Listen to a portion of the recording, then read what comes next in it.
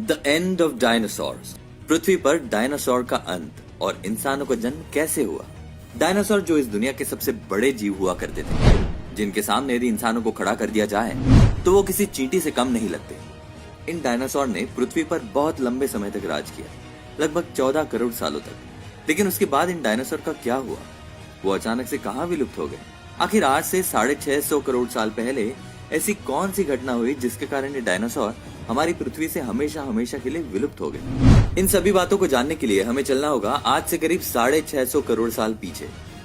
दोस्तों, अब जो आप ये देख रहे हैं, ये वही दुनिया है जहां डायनासोर रहा करते थे। उस समय का मौसम बिल्कुल सामान्य था। चारों तरफ सूर्य की आती किरणें, ठंडी हवाएं, समुंदर और चारों तरफ ये डायनासोर और इनके गरजने की आवाज है। अब तक सब कुछ ठीक चल रहा था। ये डायनासोर 14 करोड़ सालों से अपनी जिंदगी इसी धरती पर बिताते आ रहे थे। लेकिन इनकी किस्मत तो बहुत पहले ही लिखी जा चुकी थी और इसी कारण ब्रह्मांड में एक बहुत बड़े एस्ट्रॉइड की टक्कर किसी दूसरे बड़े एस्ट्रॉइड से होती है और इनकी दिशा पृथ्वी की ओर मुड़ जाती है और ये एस्ट्रॉइड 22 मील प्रति घंटे की रफ्तार से पृथ्वी की ओर तेजी से बढ़ने लगता है। और जब इस एस्ट्रॉइड की दूरी पृथ्वी से 3,84,000 किलोमीटर थी, तब 1 लाख में से एक चांस ये भी था कि ये पृथ्वी से ना टकराता और धरती पर मौजूद इन डायनासोर का अंत नहीं होता, और ये भी कि इस एस्ट्रॉइड की टक्कर पृथ्वी के उपग्रह चांद से हो जाती। लेकिन इन डायनासोर की किस्मत ने उनका साथ नहीं दिया और शायद नियति को भी कुछ और ही मंजूर था। इसीलिए तो ये एस्ट्रॉइड चांद से काफी नजदीक से होकर गुजर गया। लगभग 2 ट्रिलियन मैट्रिक टन और 40 किलोमीटर के व्यास वाला यह asteroid her second in dinosaur का अंत लेकर आगे बढ़ता जा रहा था।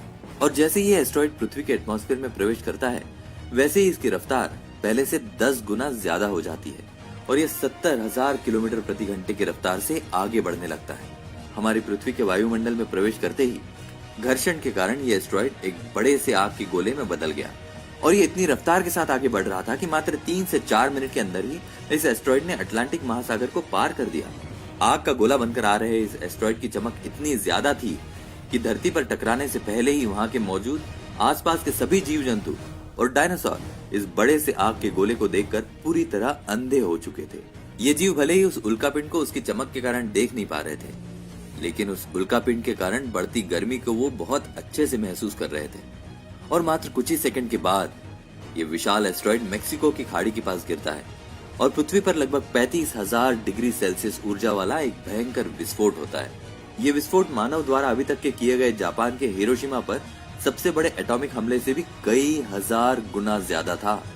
ये विस्फोट इतना शक्तिशाली था कि इस उल्कापिंड के धरती से टकराते ही लाखों टन धातु पृथ्वी से अंतरिक्ष में चले गए और जिस जगह ये एस्ट्रॉइड टकराया था वहां 180 किलोमीटर चौड़ा और लगभग 20 किलोमीटर गहरा गड्ढा बन गया।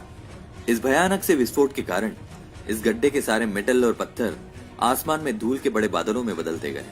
इस टकराव के मात्र 15 मिनट के बाद ही धरती के अंदर 12.1 तीव्रता के भूकंपीय तरंगे उठने लगी और इन्हीं तरंगों के कारण समुद्र में बड़ी बड़ी सुनामी उठने लगी और ये सुनामी की लहरें एक एक करके चारों तरफ बढ़ने लगी और इन्हीं भूकंपीय तरंगों ने धरती के क्रस्ट में मौजूद सभी ज्वालामुखी को भड़का दिया और ज्वालामुखी से गर्म लावे बाहर आने लगे और चारों तरफ फैलने लगे और इन डायनासोर का विनाश और भी तेजी से होने लगा।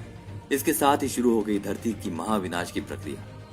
इस विस्फोट के कारण रेडिएशन की मात्रा इतनी बढ़ गई थी कि इसके 800 किलोमीटर के दायरे में आने वाले सभी जीव जंतु जलकर राख बनने लगे। आसमान में उड़ने वाले डायनासोर भले ही जमीनी खतरों से तो बचकर निकल गए, लेकिन ये तो महाप्रलय की बस शुरुआत ही थी। विस्फोट के कारण लाखों टन मेटल और पत्थर जो अंतरिक्ष की ओर गया था, वो पृथ्वी के गुरुत्वाकर्षण के कारण बस आधे घंटे के बाद ही आग के गोले बनकर बरसने लगा। विस्फोट के कारण उत्पन्न एक धूल का बहुत बड़ा तूफान लगभग 6000 किलोमीटर प्रति घंटे की रफ्तार से पृथ्वी के दूसरे हिस्से पर बढ़ता जा रहा था। ये धूल से बने बादल कई किलोमीटर तक मोटे थे और इसी कारण धरती पर सूर्य की किरणों का पहुंच पाना बिल्कुल नामुमकिन सा हो गया। धरती पर चलने वाली हवाएं लगभग 100 डिग्री से भी ज्यादा हो जाने के कारण पृथ्वी पर मौजूद लगभग सभी पेड़ पौधे जलकर राख होने लगे थे। विस्फोट के मात्र 2 घंटे बाद ही धरती का तापमान 200 डिग्री तक पहुंच गया था। इसी कारण जो डायनासोर विस्फोट वाली जगहों से हजारों मील दूर थे, वो भी इस गर्मी को बर्दाश्त नहीं कर पाए और उनकी भी एक एक कर मौत हो गई। बता दें कि इस विस्फोट के कारण हमारी पृथ्वी की लगभग 90% आबादी पूरी तरह समाप्त हो चुकी थी। और इस धरती पर 10% वही जीव बच पाए जिनका वजन 30 किलो से कम था। इस महाप्रलय में लाखों की संख्या में इस पृथ्वी पर मौजूद जीव मारे जा चुके थे और लगभग पेड़ पौधों की भी सारी आबादी जलकर खत्म हो चुकी थी, जिसके कारण यहाँ पर जो बड़े और विशालकाय जीव बच भी गए थे, उन्हें खाना न मिलने के कारण वो भी धीरे धीरे मरते गए। लेकिन ये महाप्रलय किसी अन्य जीव के लिए फायदेमंद साबित होने वाला था। हमारी पृथ्वी पर इस विशालकाय डायनासोर का अंत छोटी प्रजातियों के लिए जीने का एक सुनहरा मौका लेकर आया और वो प्रजाति उभर कर सामने आई, मैमल्स। आखिर कौन थे ये मैमल्स और कैसे बच गए इस महाप्रलय से, और डायनासोर के अंत के बाद आखिर इंसान कहां से आया? तो मैं आपको बता दूं कि ये मैमल्स ही हमारे पूर्वज हैं।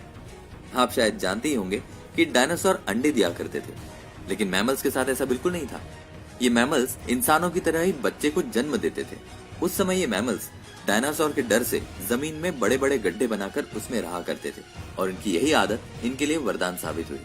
पृथ्वी के ऊपर बढ़ती गर्मी से बचने के लिए ये जमीन में छेद कर गड्ढा बनाकर वहां रहते थे और भूख के मारे इन मैमल्स ने सब कुछ खाना शुरू कर दिया था। यहाँ तक कि मरे हुए डायनासोर के मांस तक खा जाया करते थे। इस बड़े से हादसे के कुछ लाख सालों बाद धरती पूरी तरह इन डायनासोर से मुक्त हो चुकी थी और पृथ्वी पर एक नई शुरुआत की प्रक्रिया चलनी शुरू हो गई थी। और इसके साथ साथ हमारे पूर्वज भी धीरे धीरे विकसित होने लगे। भले ही आकार में पहले की तुलना में बड़े हो गए थे, लेकिन अभी भी ये दिखने में इंसानों की तरफ बिल्कुल नहीं लग रहे थे, क्योंकि इन्हें आगे चलकर और भी कई प्रजातियों में विकसित होना था। अब आज से लगभग 350 करोड़ साल पहले अब धरती का वातावरण आज की तरह ही सामान्य बन चुका था और इस वक्त धरती का तापमान 24 डिग्री के आसपास हुआ करता था। एक दिन अचानक से एक बार फिर पृथ्वी पर एक बड़ा सा भूकंप आता है और इसी कारण पृथ्वी के कई भूभाग एक दूसरे से अलग हो जाते हैं। और जो आप भी देख रहे हैं, ये वही भूभाग हैं जिसे आप बहुत अच्छे से जानते हैं। जी हाँ, ये है हमारा भारत, जो एशिया महाद्वीप की ओर तेजी से बढ़ रहा है। इन दोनों बड़े से भूभाग के टकराने से एक बड़ी सी श्रृंखला का निर्माण हुआ, एक नई पर्वत श्रृंखला हिमालय, और ये है इस दुनिया की सबसे ऊंची चोटी माउंट एवरेस्ट। इन बर्फ से ढके पर्वतों से आगे चलकर कई नदियों का निर्माण होने वाला था, जो आने वाले भविष्य में दुनिया की आधी आबादी को पीने का पानी मुहैया कराने वाला था। लेकिन अभी भी इस धरती पर कुछ चीज लापता थी और वो थे हम मनुष्य।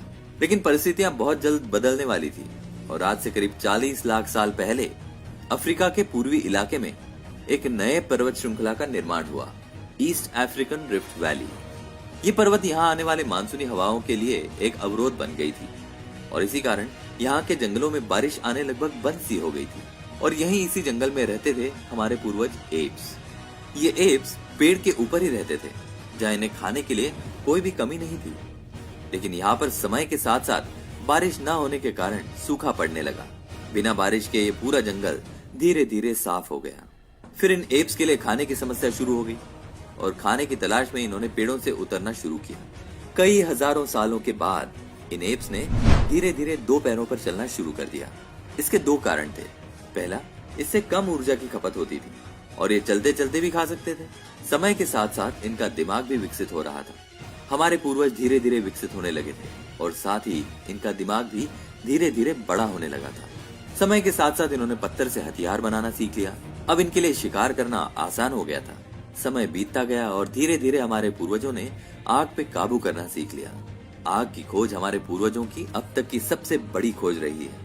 ये आग उन्हें गर्मी, रोशनी और रात के अंधेरे में सुरक्षा देती थी और इसी वजह से परिवार भी बनने लगे और हमारे पूर्वज अब झुंड बनाकर एक साथ रहने लगे और इससे वे सुरक्षित भी रहते थे। आग में पके मांस चबाने से कम ऊर्जा खत्म होती थी और इसी वजह से ये ऊर्जा इनके दिमाग में खपत होने लगी और हमारे पूर्वजों का दिमाग अब धीरे धीरे काफी बड़ा होने लगा था। इन्होंने अपने संदेश को एक दूसरे तक पहुंचाने के लिए अलग अलग आवाजें निकालनी शुरू कर दी थी और इससे हमारे पूर्वजों ने अपने लिए एक नई भाषा का निर्माण किया, जिसके जरिए वे आपस में बातचीत कर सकते थे और ये उनके लिए एक सबसे बड़ी उपलब्धि थी। आज से करीब 2 लाख साल पहले कई सालों के लगातार विकास क्रम के बाद हमारा अस्तित्व शुरू हुआ। हमारे पास धरती के अन्य जीवों की तुलना में सबसे बड़ा दिमाग था। हमारे पास अब भाषा थी, औजार थे और सबसे बड़ी बात, हमारे पास दिमाग था। तो दोस्तों, अभी अभी हमने और आपने मिलकर 4.5 अरब साल को तय किया और अब हम वापस आ चुके हैं 2020 में। ये हमारी दुनिया। आज के समय हम काफी विकसित और आधुनिक बन चुके हैं। आज हम अपने आसपास होने वाली सभी घटनाओं को अच्छे से समझ सकते हैं और नई नई चीजें विकसित कर सकते हैं। लेकिन रुकिए, हमारा सफर यहीं तक नहीं था। अभी हम इंसानों को और भी लंबा सफर तय करना है। हमें इस संसार को और भी अच्छे से समझना बाकी है। तो दोस्तों, आज के लिए बस इतना ही। अगर आपको इस वीडियो से कुछ नॉलेज मिला हो तो प्लीज इस वीडियो को लाइक करें और इस नॉलेज को अपने सभी दोस्तों के साथ शेयर जरूर करें।